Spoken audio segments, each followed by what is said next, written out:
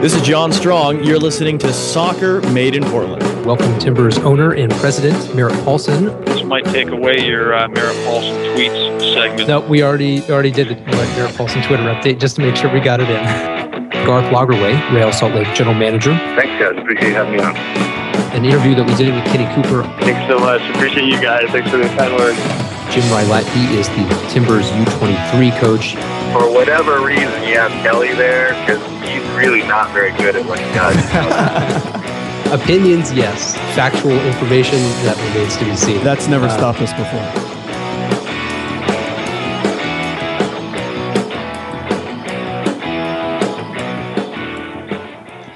Good Tuesday morning, everybody, and welcome back to Soccer Made in Portland.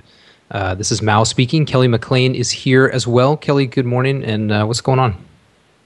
Not a lot. Just trying to keep up on the Olympics a little bit here and there. The U.S. women team's playing right now. Just went into halftime, 1-0, and just trying to soak in all that Olympic goodness. That's nice, isn't it? I have to say I haven't watched any of the Olympics, but that's okay.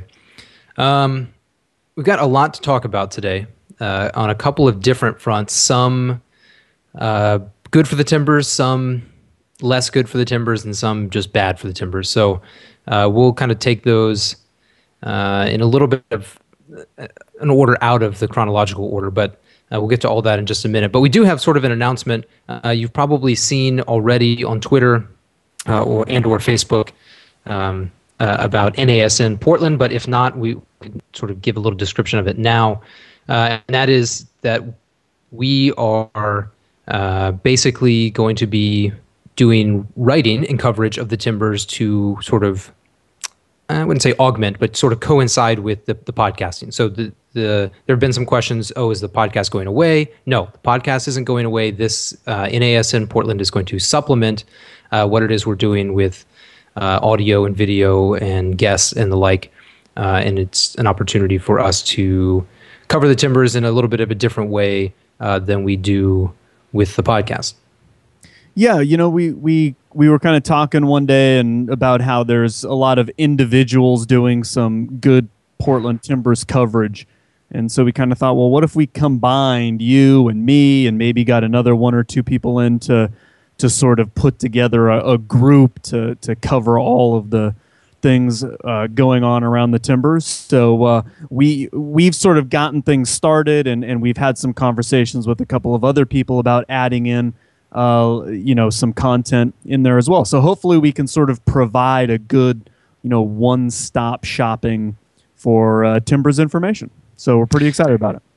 Yeah, definitely. And you can go and see some stuff that we had out from this weekend, covering sort of training ahead of Saturday's game from a couple of different perspectives, all of the quotes from the post-game press conferences and locker room and whatnot, and then a little bit on the reserve game from Sunday as well. So you can expect that kind of coverage going forward, as the rest of the season plays out. And like Kelly said, to some degree, we'll be adding in some other voices and some other angles that'll sort of supplement what it is that we're doing already. So check that out. It's at nasn.tv/Portland, and that'll get you sort of all the written sort of side of our coverage. And of course, anything else regarding the podcast, be it iTunes or RSS feeds for archived shows and information, that can all be found through nasn.tv.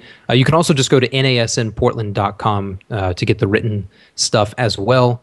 That may be an easier way to find it. But either way, we are now sort of hitting you in multiple directions with Timbers content and coverage, and we're happy to be doing that, and always appreciate any feedback on what it is we're doing and how we can improve it, or if there's stuff that we're not doing that people are looking for, any of that kind of stuff. Now, let's get in a little bit with the Timbers, the current Timbers, although actually I should throw it back to the past for a minute. July 31st, 2004, the Timbers defeated Milwaukee Wave United in an away game. It is true the Timbers used to occasionally win away games.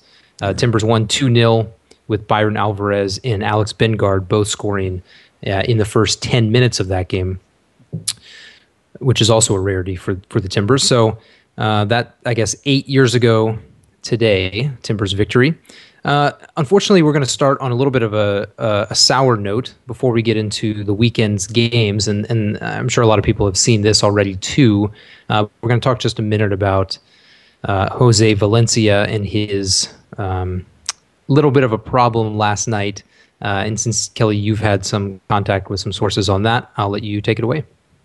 So, yeah, apparently there was, what we've been told so far is that there was a disagreement. And I'm unclear if it's Jose's girlfriend or wife. I think wife. Okay. Because I know that's what Strong reported. I was told girlfriend. So, but it sounds like it is his wife, that there may have just been an argument and some yelling, and a neighbor called police just because of the noise. They showed up. There was presumably some language barriers that probably ultimately led to Jose getting arrested and being charged with interference with a peace officer and resisting arrest. So sort of an unfortunate occurrence there. The Timbers, I know, will put out a press statement later on, and I think you may try and go down after the show and see. Once training is over and the interviews are done, I'm sure there's going to be quite a few media people down there today to ask Gavin and get some sort of update on this. But it doesn't sound like it's a big, huge, serious issue. It sounds like perhaps it may just come down to Jose really didn't know what was going on, and the language barrier, and sometimes those things can escalate, unfortunately, and hopefully that's all this is. Yeah, it sounds like he maybe was trying to leave, trying to get in his car and leave, and maybe he just thought, well, maybe if I can just leave, then there won't be any more noise or whatever, and maybe that was seen by the police as him trying to flee the scene or something. It seems, like it may end up being as much a misunderstanding and a question of speaking different languages. I mean, Jose doesn't really speak English, I don't think, at all, and probably definitely doesn't under sort of heated circumstances and then confusing circumstances, and add in late night and whatever. Probably not exactly a recipe for a clear mind under any circumstances, let alone when you don't speak the language. So yeah, we'll follow up with that and see what there is. As you said, it sort of sounds like a misunderstanding, and that there was no, that his wife wasn't the one that called. There wasn't any alcohol or anything like that involved. It just seems like a neighbor calling in a noise complaint, which I think happens all the time, everywhere. This just happened to kind of take a weird turn at the end of it. So obviously it doesn't really impact the Timbers team at all, since he's inactive at the moment. Something we'll try and find out later today is whether or not this might have any impact on the timeline Gavin laid out on Friday about Jose possibly being, introduced into sort of technical work with the team within the next couple of weeks. I don't know why it would affect that unless there was some sort of drawn out process by the district attorney in Washington County, but we'll see. We'll follow up on all of that. But at the moment, it's just sort of kind of piecemeal information until the Timbers put out an official statement. If they do that during the show, we'll obviously get the email press release and we'll sort of read through that if that happens during the next 45 minutes or so. So that's kind of how the Timbers haven't had practice since Sunday's reserve game.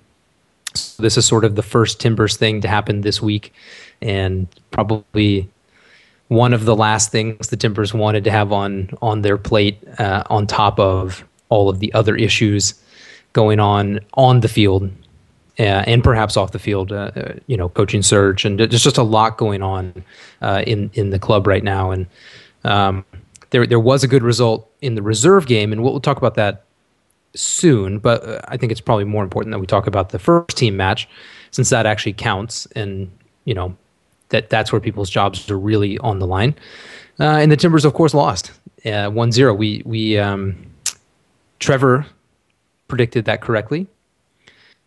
Kelly, you predicted Stephen Smith would be directly responsible for a Chivas goal, and I think in this case you were wrong. I don't think it can be directly responsible for the goal, and I was the most incorrect in that I thought the Timbers would win, and I guess at this point we can't even predict home victories anymore. I don't know.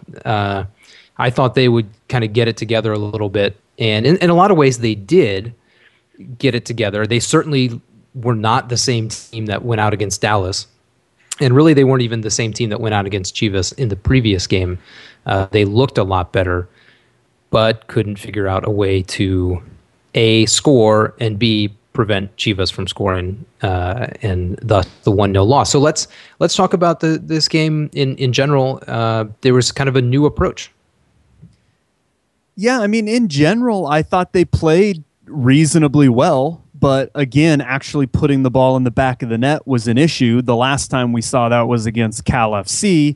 It wasn't quite to that extent, but I mean, there were clearly some brilliant goal-scoring opportunities that they just simply whiffed on.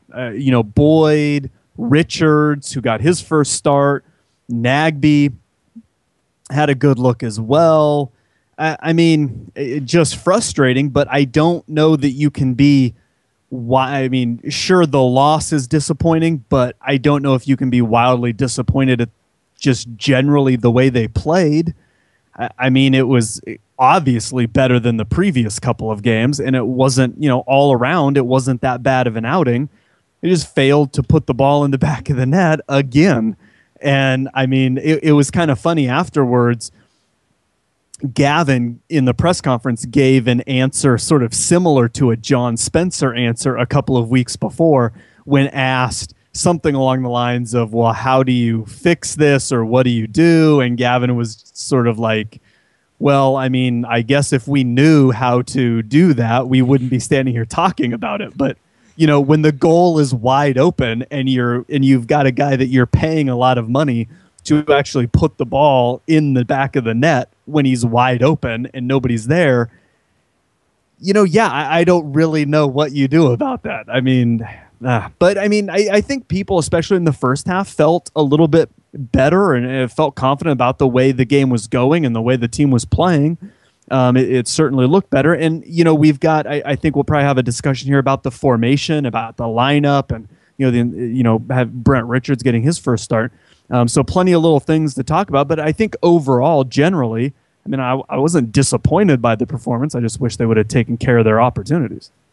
Yeah, and I think it's a totally different game if, they score one of those goals in the first half. I mean, it doesn't mean they win the game. We've seen them score a goal in the first half and then end up with a draw or whatever. But they just can't, we've heard people say, oh, they just need a break, or, Brent Richards especially was saying that in the locker room, what's going on with this team? Well, we just need a break. We just need a lucky break. And it's not a lucky break that the Timbers need. They don't need to get a lucky goal. They need, when they have good opportunities, they need to capitalize on them. That's not luck. That's doing it right. And they're just not doing that. And I have no explanation for why.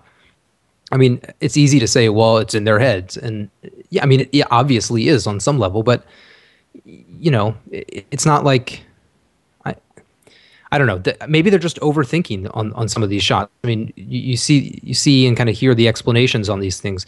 Chris Boyd saying he's trying to shoot the ball down into the ground and bounce it over the keeper. On the really bad miss that he had.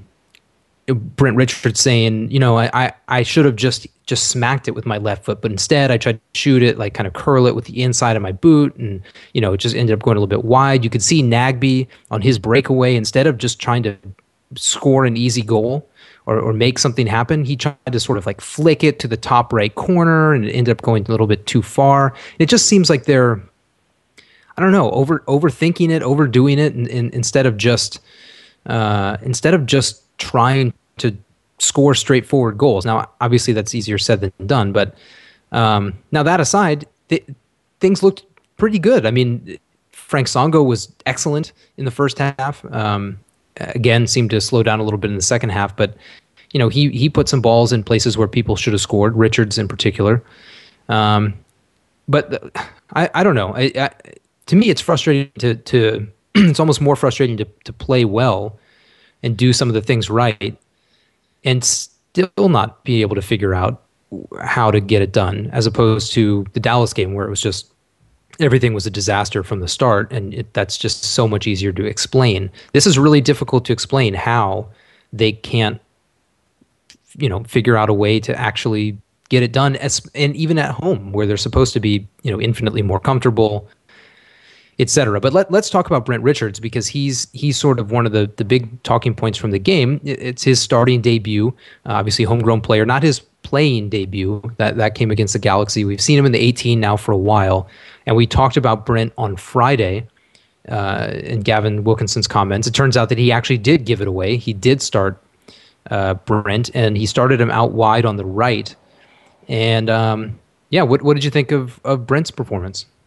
Well, I thought it was pretty typical of a young guy getting his first MLS start. There was some good stuff, but obviously we all saw the nerves that he displayed. There was that one pass in particular. He kept a bit of possession out wide down in the corner by himself really well, and he was looking for an outlet, and he just played it right to the Chivas player.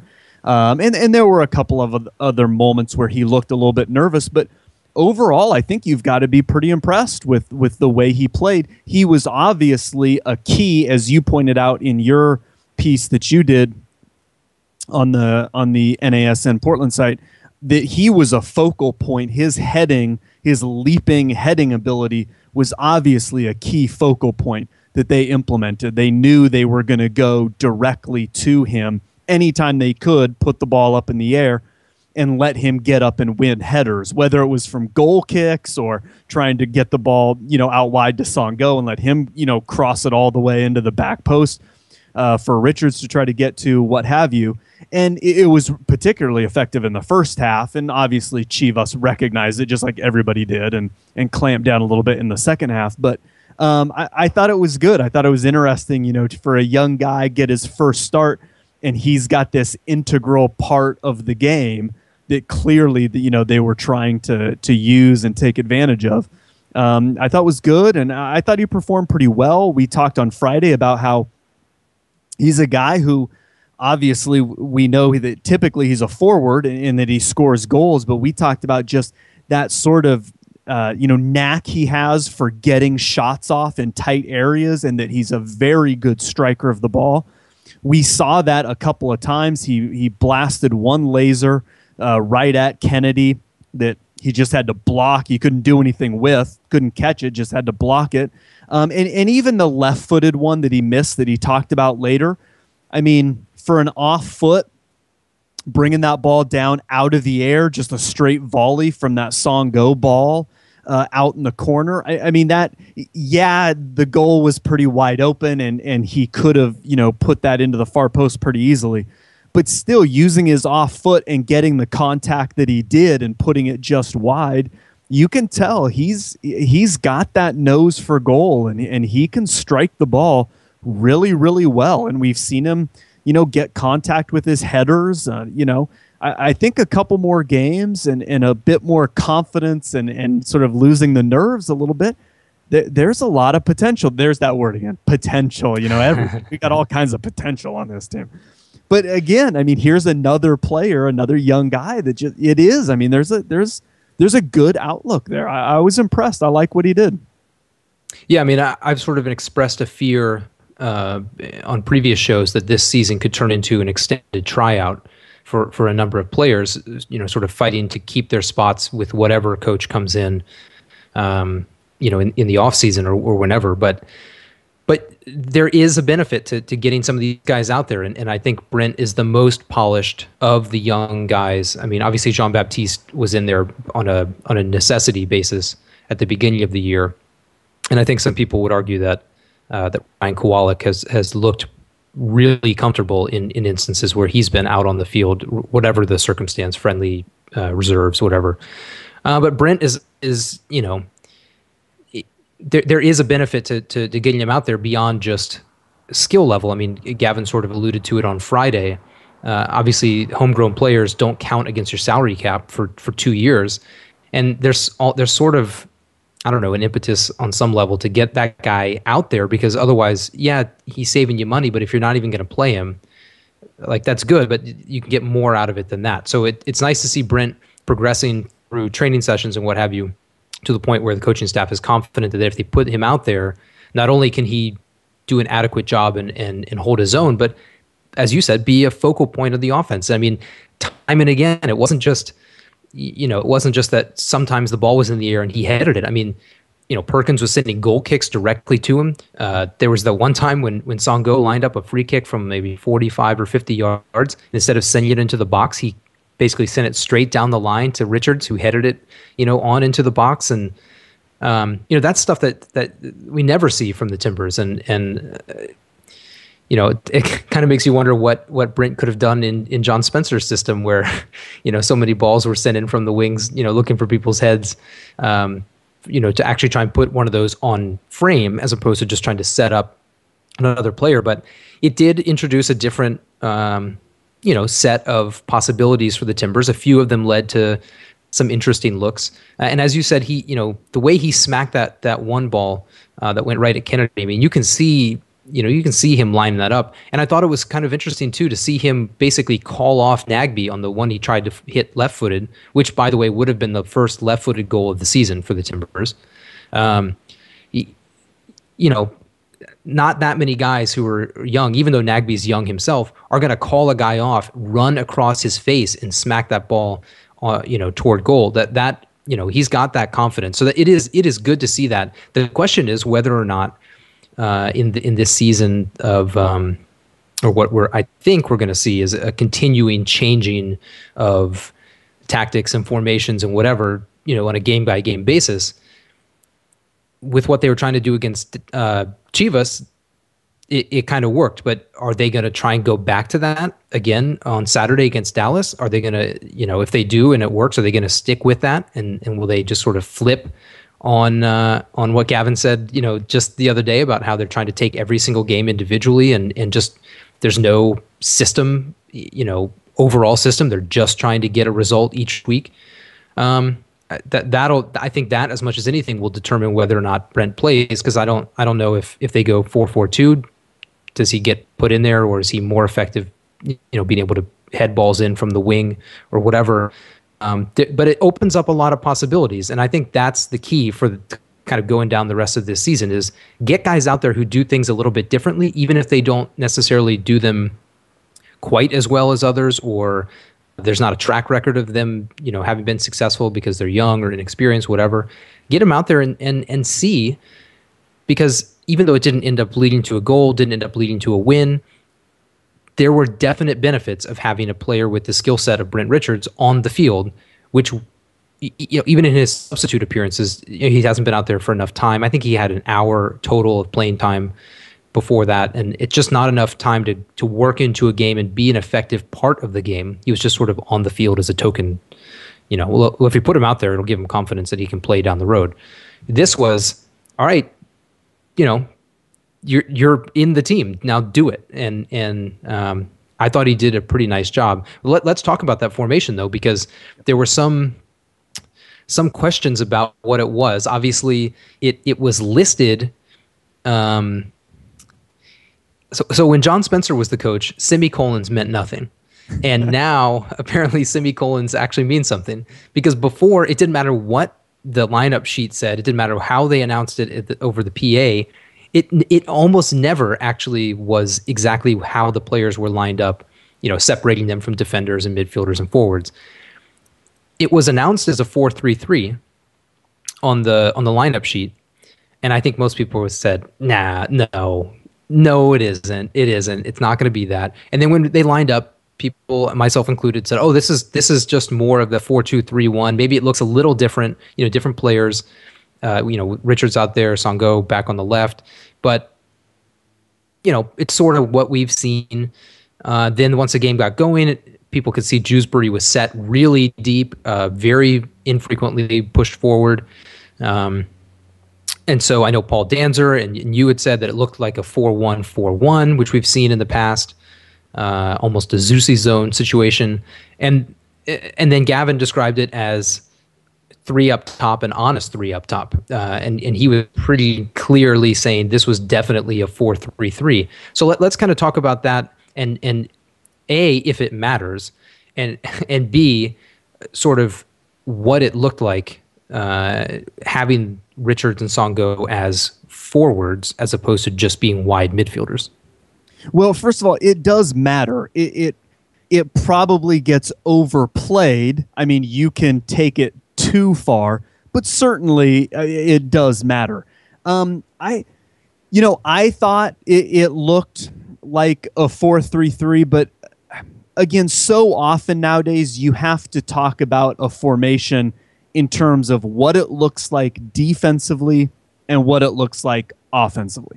I think either way you look at it, I would categorize what they were doing as a 4-1 something.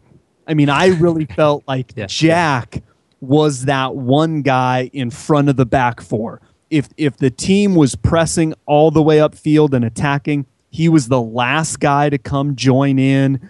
I mean, he was not particularly involved in the offense at all. He clearly hung back. Whereas Chara and Nagbe, they were much more dynamic and all over the place, getting forward, helping out on defense, particularly Chara, obviously.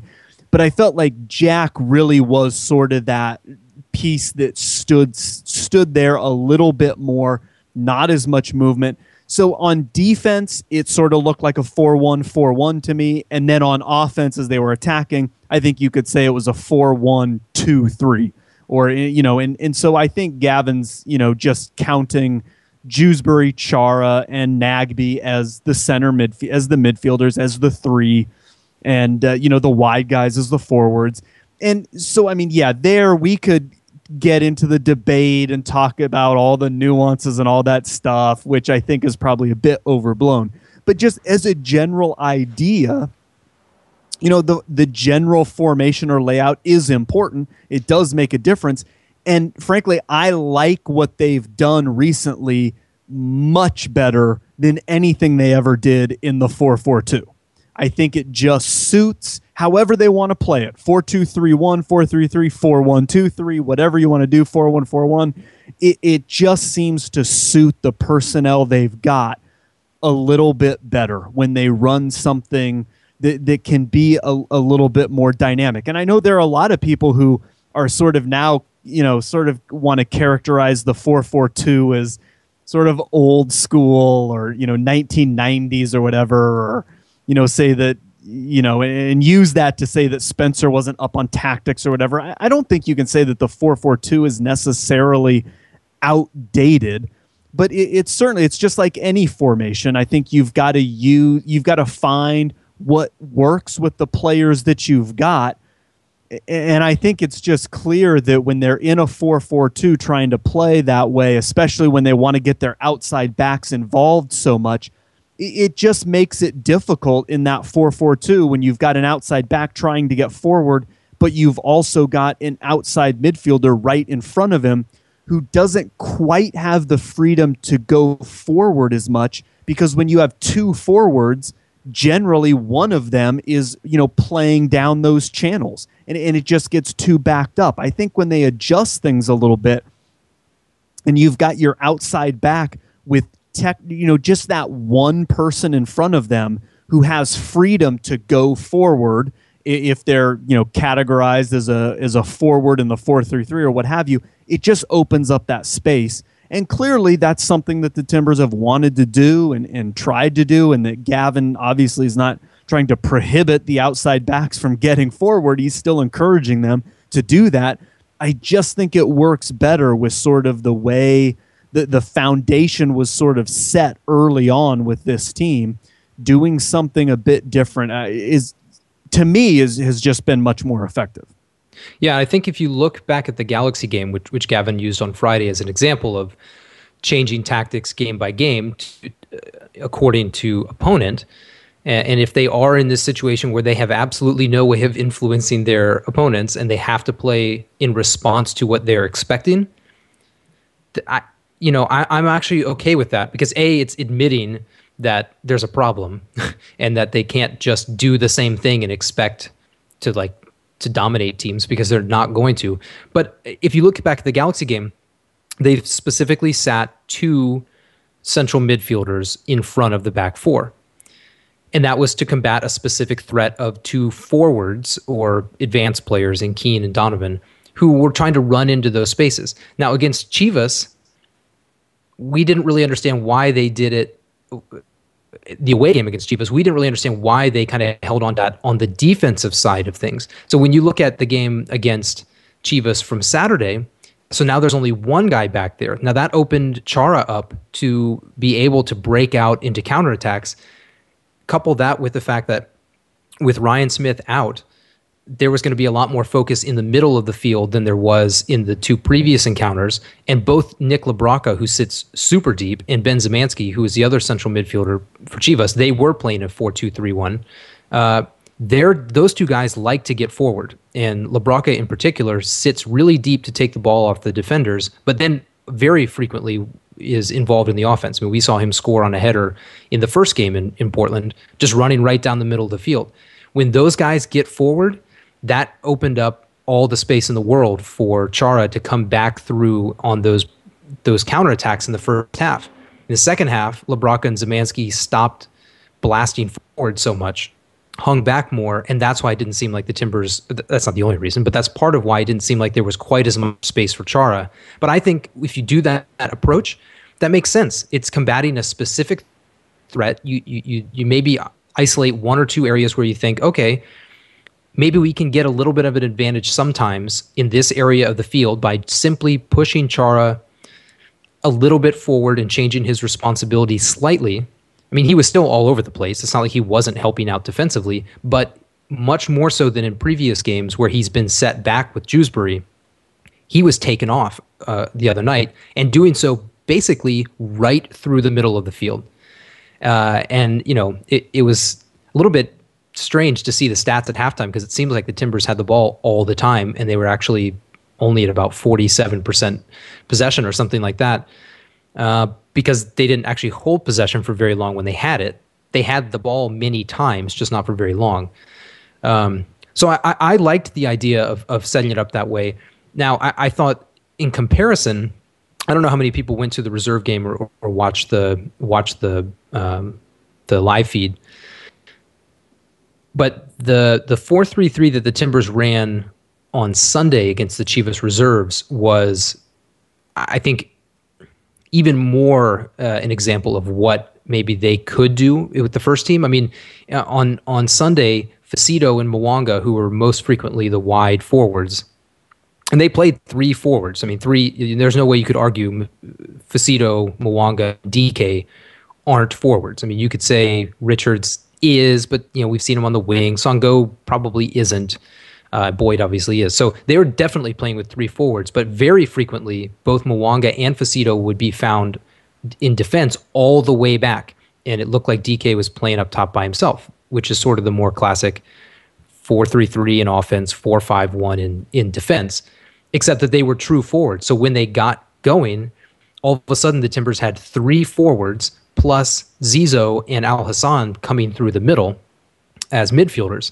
And to see Zizou playing in the middle instead of on a wing was a little bit weird, but he could go to either side.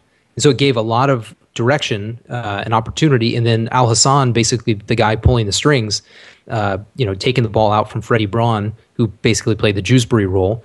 And he's even more creative than Chara is. So you could sort of see them kind of tinkering with, well, what if in the future we had Chara sitting in where Dewsbury was and Al Hassan sitting where Chara was?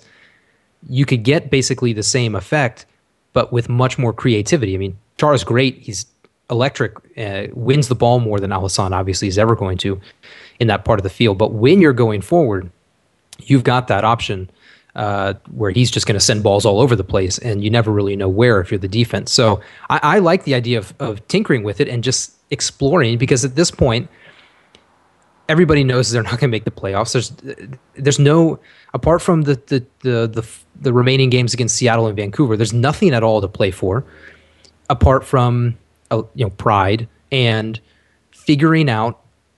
This is basically a long extended preseason for next year. Not to the degree where every single guy on the squad is going to get out in the 18, but why not look at something different? There were things about it that worked. Some things about it didn't work so well, and maybe they'll try it again against Dallas. I mean, they don't have another Chivas game to try it, but there's still another game against Dallas. They've got more home games. Why not try that in some home games and see if maybe that's a formation that allows the Timbers to have more influence on a game instead of just being reactive.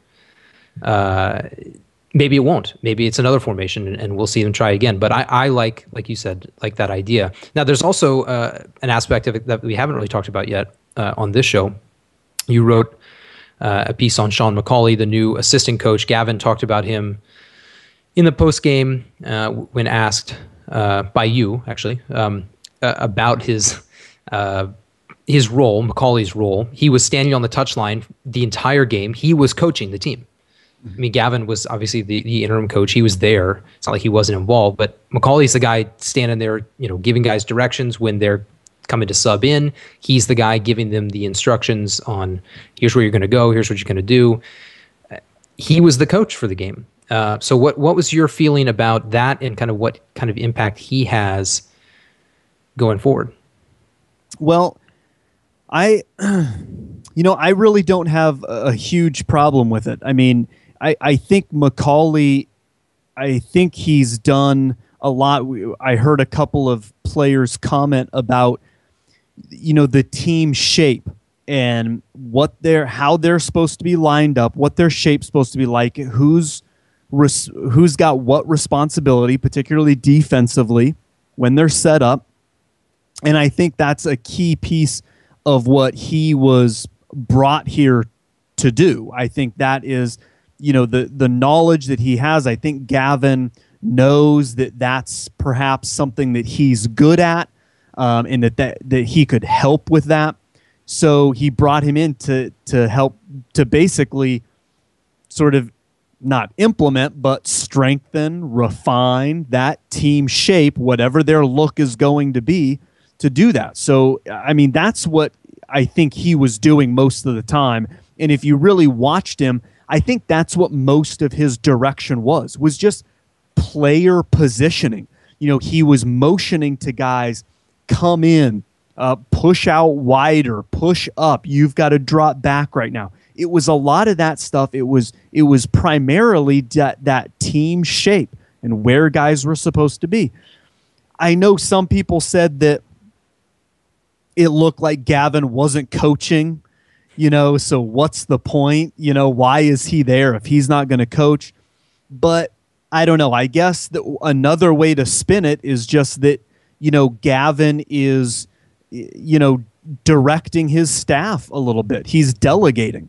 I would believe that one of the assistant coaches on that bench is charged with absolutely forgetting about the Timbers for the entire game and doing nothing but watching the opponent. He's delegating to, whether it's Rylette or Amos or whatever, you sit here and pretend that you're the Chivas coach. I want you to watch them on offense and defense and then tell the rest of us what you're seeing. And that way we can have sort of that perspective as much as we can. I think that's one way you can look at it, is just that, okay, Gavin wasn't standing up on the sidelines talking and directing traffic and doing stuff the whole time, but he was probably, hopefully, delegating amongst his staff. And that was simply McAuley's role, that's what they were focusing on that week in training, or since McAuley showed up. And that's what he wanted from this game, was for McAuley to get their shape and responsibilities and positioning sorted out. So that's what he was doing.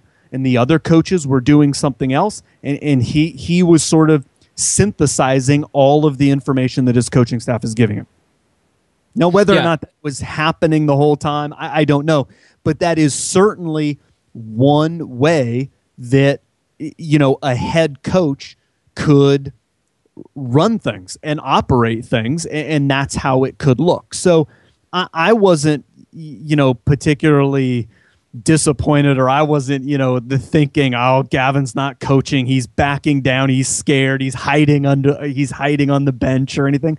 I don't think that was the case at all. I think he said from the start he doesn't want the head coaching job, and he's, for the time being, while he's there, he's trying to get the most out of his coaching staff that he can, you know, to try to do what needs to be done for this team the rest of the way. Yeah, the idea of not as a tryout, but sort of also seeing what the coaching staff can do is a really interesting notion, because this isn't really in the notes necessarily, but this is something I think we should talk about in general, and people are, I think, are talking about it. If the Timbers are looking for a new coach, they're pretty much setting it up that the new coach isn't going to be able to bring in a whole new staff. Gavin said after the game, Sean McAuley is going to, you know, he's not a head coaching candidate. He was hired to strengthen the coaching staff here now, and he'll be an assistant coach next year. Well, if I'm a coach who's considering applying for the job, or who has been contacted by the Timbers, that's a big eye opener. Now, it may not be a negative eye opener. Maybe he's great and everybody knows who he is, or, you know, people are aware of his skill set or whatever. But usually when there's a major overhaul in coaching change, everybody's gone. I mean, the trainer, I mean, the assistant coaches, the goalkeeping coach. I mean, usually these things wiped pretty clean, unless there's some sort of long-term, you know, oh, this goalkeeper coach has been here for the last 5 coaches. We don't care. He's the goalkeeper coach here, whatever. You know, occasionally that happens, but this is getting set up in a way that, you know, okay, so there's already an existing general manager. There's already, you know, an existing assistant coach. I would be surprised if there was another change at goalkeeping coach. I don't think anybody's had any problems with Mike Toshak. I think he's a guy who has a lot of respect around the league, has had success in multiple stops, including here. So what kind of coach, and this isn't a derogatory comment, I'm not saying what kind of coach would do that, but that changes the list of possible candidates, because there are definitely some coaches who have their guys. You know, if I'm the head coach, this guy's my assistant coach, and you know, whatever the case is. And when thinking about it that way, it's kind of, you look back to the hiring of John Spencer. Well, Amos McGee on the coaching staff, he was a carryover from, you know, being one of Gavin's assistants. I think he started with the Timbers in 2009. Amos, or 08 or 09, as an assistant. You know, not everybody is willing to allow for holdovers, you know, because guys want to say, well, if it's going to change, it's going to change my way. And I don't know if it was because John Spencer was a new coach and didn't feel like he had the gravitas or whatever to say, no way. I determine my coaching staff because I'm the coach, or maybe he doesn't have that network. So I don't know that it answers any questions. I think it just raises more questions about the types of candidates they're seeking, because you know, obviously, as we said before, people have thrown out all kinds of fanciful ideas, but you know, there are just different guys out there that, you know, if they're looking for a guy with a longer career, not necessarily an older guy, but a guy with an established record of success or experience in whatever, they're going to have guys they want to bring in to be part of that new project. And I just find it really interesting to set out ahead of time that there's going to be at least one holdover in the coaching staff, because how many assistant coaches are there really? I mean, Rylette will be probably the U23 coach because that's somewhat separate, but there's only 2 other assistants besides McAuley right now and the goalkeeper coach. So if you're saying one of your 3 slots is full, that's I don't know that it necessarily scares off everybody, but that you have to come into that situation expecting that you're not going to have the total say on everything. You're walking into a situation where the team owner is the team president, where the general manager has also been the interim coach and has previously been the head coach. I mean, this is sort of, you're going to be, and I talked about this, last week or whenever it was, one voice of several. You're not going to be the voice. And that's not everybody's deal as head coaches go. So I don't know that it's good or bad, but it does definitely sort of set things up in a certain way where, really high profile coaches are not going to cede that kind of control before they walk in the door. It just isn't. That just isn't going to happen. So I think we could be looking at candidates who are also younger or who have other connections with people like Gavin or McAuley or something like that, rather than, not that Bruce Arena would be coming here, but Bruce Arena isn't going to, guys like that, they're not going for that. Yeah, and on some level, I'd almost like a head coach who comes as sort of a package deal, with one other guy, because even when Spencer came, there were holdover coaches, and plus Trevor James was in the mix, but John hadn't worked with Trevor James. There was no relationship there. They knew each other, and so they said, well, hey, maybe you'd be a good fit up here. But I think there's an added benefit to having a head coach who brings a guy with him, a couple of guys who already know each other and don't have to build a relationship. And if you look at it in that way, obviously Gavin has said that McAuley is going to be here. Like we talked about, Toshak, I think, is pretty well respected. I don't know that anybody's going to say, all right, you've got to get rid of him. So if a guy comes in and says, well, hey, I'll take this job, but so-and-so's coming with me, do the Timbers take 2 slots, Amos and Knowles, and ship both of them off and say, all right, you guys don't have a job here, we only bring in one guy? Or do they keep an extra assistant coach? Do they spend the money to have another guy and keep one of those 2, or do they find a coach who will come in with nothing and just use the staff that's already here? I think that is an interesting piece of the whole thing, and I think honestly, I wouldn't mind having a head coach who came in and said, well, that's fine, I'd like this job if you're willing to offer it to me, but this person over here has to have a job with me as well. I wouldn't mind that situation, to be honest with you. Nor would I, and I think I don't think that's going to be the biggest thing in the coaching search, but it is a thing. I mean, it's not something to be ignored. Now let's just briefly mention the reserve match, because there was a nice result for the Timbers. It doesn't all have to be bad results and bad news, despite what we said about things actually looking pretty good in the first team game. The Timbers won against Chivas on Sunday 4-2 on the strength of a Bright DK hat trick, which means I have to shut up about Bright DK for at least a little while.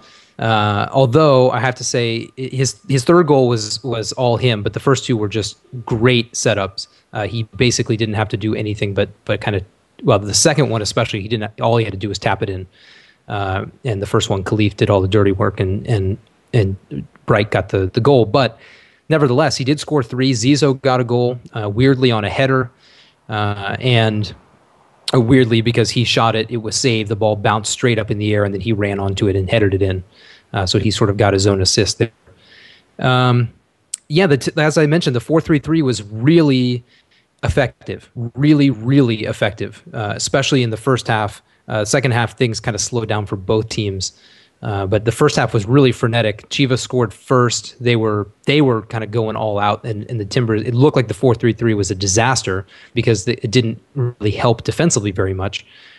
When Zizo and Al Hassan are two of your three midfielders, and then your wide guys are Facito and Mwanga, who are forwards, the level of defending was not particularly high.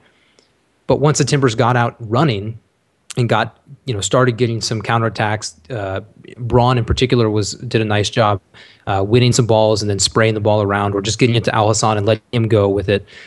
The Timbers were all over the place in a good way. I mean, they were getting shots from every angle, stuff coming in from out wide from the forwards. They were rotating Facito and Mwanga and DK, each of them sort of playing the different positions. DK was most frequently in the middle, and that's basically why he ended up getting the first two goals, because he happened to be the center of the three at that point. But it was really effective, and obviously it's nice on one level just for fans to get to see a good result from a Timbers team, whatever the level. But I really do think, as I said before, that it has some pointers on things that could be successful going forward. And the Chivas reserves, I mean, it's not like they had a bunch of academy kids out there. I mean, there were some young guys for sure, but they had a bunch of guys who had previously started against the Timbers. I mean, Rashawn McKenzie was out there, Laurent Courtois was out there, Casey Townsend was out there. I mean, they were playing with, quote unquote, real players, sort of in the same way the Timbers were. They were just using guys who often start. I think the Timbers, of the 11 starters, 8 of them have previously started in first team games. Now, one other quick point about it.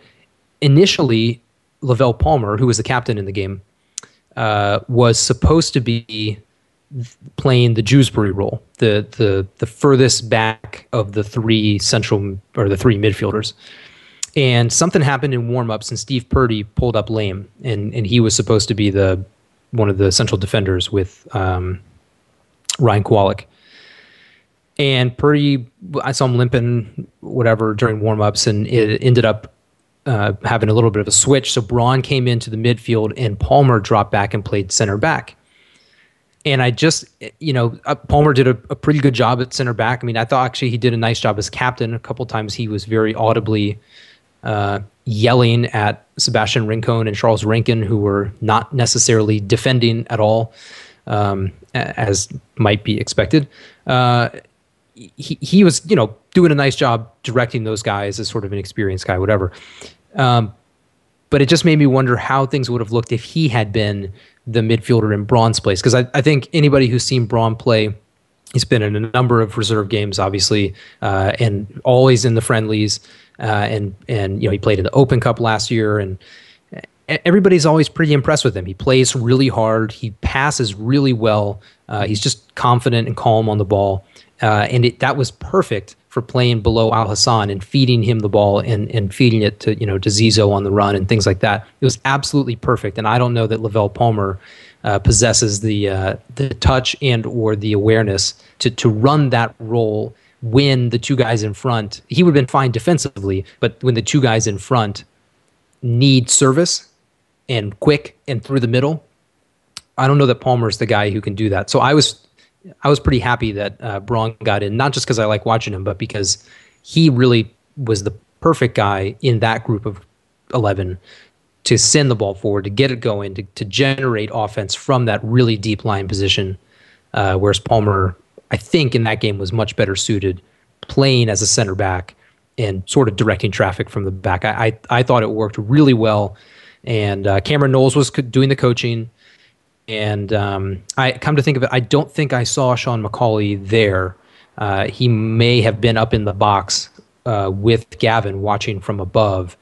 I saw Amos, I saw Toshak, I saw Knowles, I saw John Ireland, the trainer, I saw Rylat, all those guys down there. And I didn't see McAuley, so he may already have a little bit of an elevated spot, not just as another assistant, but doing a little bit of not scouting, but just sort of evaluating from on high and not being involved in the day-to-day operation of the reserves.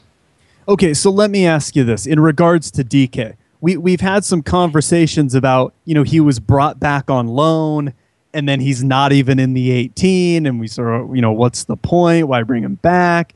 So now, he's got this hat trick in the reserves. Are we going to finally get to see him, do you think, in the first team? Is he going to get another chance? Is he above the, in the depth chart now, maybe Fusito or Mwanga or what have you? I'm still curious about this whole Bright DK thing. You and I have talked about it tons of times. I mean, sending him out on loan and then bringing him back and then not having him in. I don't know. I mean, both of us at times have been confused by this. So I don't know. What do you think after a performance like this? Does he get a chance? Does he actually get some minutes? I don't think so. I mean, I could see him possibly being in the 18, and it was very clear that he gained a lot of confidence on loan. I mean, we saw him play against Aston Villa as well. I actually thought he was the worst player on the team against Aston Villa. I just didn't think he had a very good game, not even counting the penalty part. But he was very confident, and once he got the first goal, he scored his first two goals were within like 45 seconds of each other. I mean, it was just bang, bang like that. And he was constantly a threat and running hard. And obviously, in these reserve games, guys are going out there trying to win a position in the first team. They're trying to get the attention of the coaching staff and say, look, I can do this in competitive, non-intra-squad, practice games. I mean, so... that said, I thought he was a little bit opportunistic, which is good because no one on the first team appears to be. But I don't know if Richards is a guy that you want to put some time and energy into. And Richards is 22 and plays forward. You could play him in a 4-4-2 if you wanted. You cannot play Bright DK and Chris Boyd together. So, DK is sort of like... He's not like Boyd, but he sort of occupies that position on the field. He can't really play out wide if you play in a 4-3-3 the way Richards can, the way Mwanga can, the way Nagbe can. That's just not. You could stick him out there, but he's not going to be able to track back in the same way, and he's just more effective as kind of a big bruising center forward. But with Chris Boyd there, that's the guy who's in that spot. So I could definitely see him in the 18. I think if John Spector was still the coach, he would be in the 18 in the next game because he sort of likes to reward guys for good performances. And I could see him saying, look, you got a hat trick. You did a great job. You're going to be in the 18. Who knows? Maybe you'll end up on the field sometime in the second half. But he's not going in place of Boyd. And I just don't think, they traded some stuff to get Mwanga. He's, even younger than Richards, let alone DK. Those are the guys that I think you have to give time to. I can see an argument that says you put him ahead of Fusito in the line, but Richards has now passed Fusito in the line also. So if you're talking about DK, you're still talking about at least third in line, which could see him in the 18. But probably closer to fourth. And at some point, how many forwards do you stick in the 18? I mean, depending on the formation, I guess it depends. But anyway, I was impressed. I mean, he did a nice job when it comes to finishing. We haven't seen a lot of that from anyone on the Timbers this year outside of the U23s.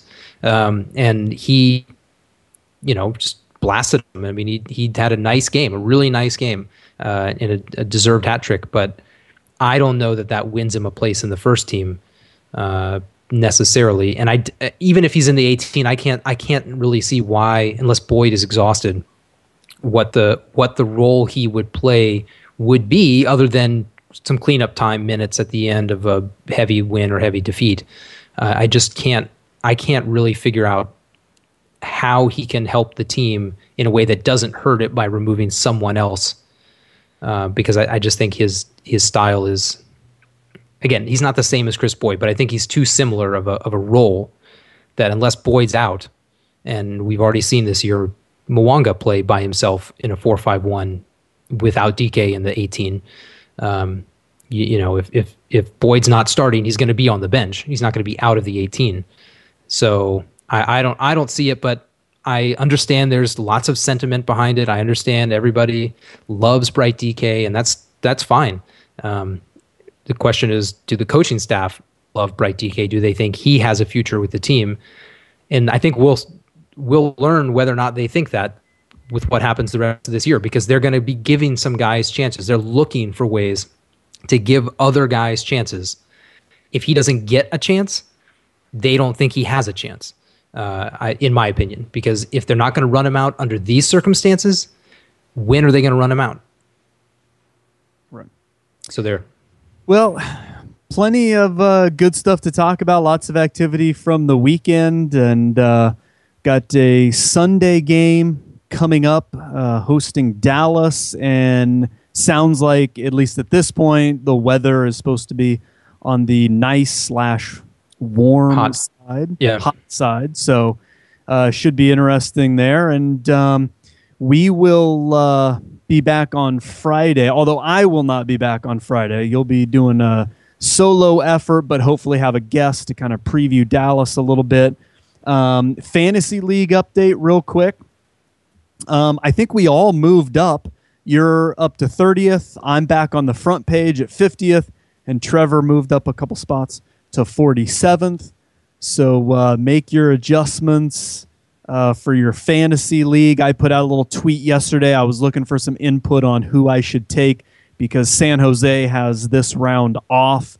So I'm looking to transfer Wando for a week and pick up somebody in his place. So I put out some feelers who people thought. I got some very good suggestions, a couple guys I hadn't thought of about either. So yeah, make sure and check the old fantasy update. And Trevor suggests maybe a fantasy analysis column for the new site.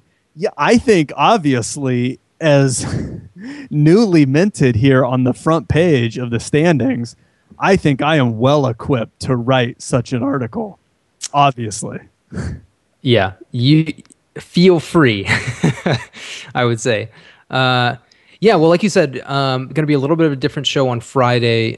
We'll send out details about what that's going to look like. Still have to work a couple of things out in regards to who will be joining us and how that will look. But regardless, there will be a show on Friday afternoon. So join us then as we preview FC Dallas. In the meantime, enjoy the week, and we will speak to you then. This is Mal. And this is Kelly. We'll see you again on Friday. Yeah, talk to you then.